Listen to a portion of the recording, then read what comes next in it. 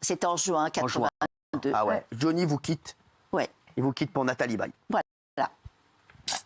C'est dur, là. Eh ouais. Comment vous la prenez? Je la prends par la presse. Quoi, par la presse? Comment ça se passe? Bah, ça se passe pas bien. C'est un Donc là, vous êtes cataclysme. marié avec Johnny et Ouais. vous apprenez par la presse que Nathalie Baye C'est un cataclysme. Un cataclysme intérieur. Je n'y crois pas. J'ai du mal à parler, à réagir. Je suis effondrée. Vous n'en avez jamais parlé?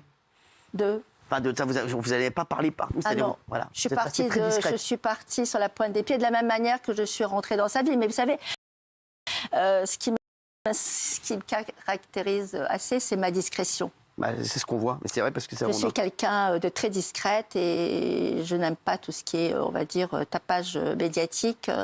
Puis j'avais pas besoin de le faire. Il en a parlé de Johnny de vous. Il dit lorsque nous avons divorcé, elle n'a pas essayé de profiter de la situation. Non. Avec le recul, je m'aperçois qu'elle a été l'une des femmes les plus dignes de ma vie.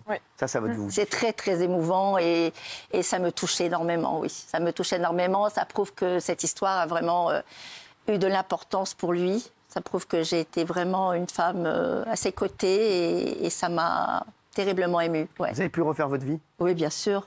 Heureusement, d'ailleurs. Vous en êtes vite remise ou bien ça a été dur? Ça a été difficile. Il a fallu un peu de temps. On n'oublie pas Johnny comme ça. D'autant que c'est quand c'est un grand amour et un premier amour, c'est difficile. Hein. Vous aviez des nouvelles de lui après?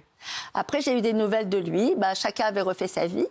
Et puis, comme par hasard, il y avait une boîte pas très loin d'où j'habitais, où il allait très très souvent.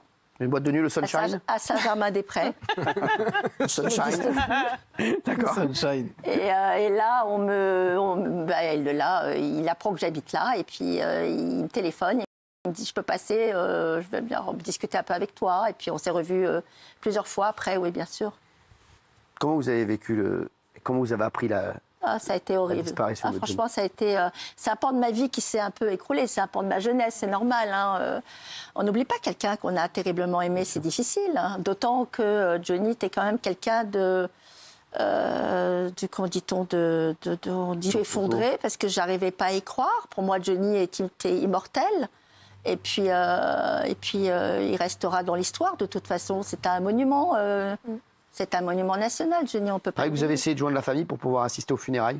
J'ai essayé, oui, j'ai essayé. Vous avez essayé de joindre Laetitia? J'ai pas essayé de joindre. Comment vous entendiez avec Laetitia? Je ne la connais pas, donc j'ai rien à dire là sur cette dame. Je la connais pas. Vous n'avez pas eu de réponse de la famille qui devait être un peu sous l'eau? Je pense qu'elles étaient sous l'eau. Bah ouais, voilà, je pense qu'ils avaient d'autres soucis et d'autres préoccupations à ce moment-là, sûrement. Vous êtes mariée maintenant? J'ai été mariée et malheureusement le père de mon fils est décédé le même jour que Johnny. Incroyable.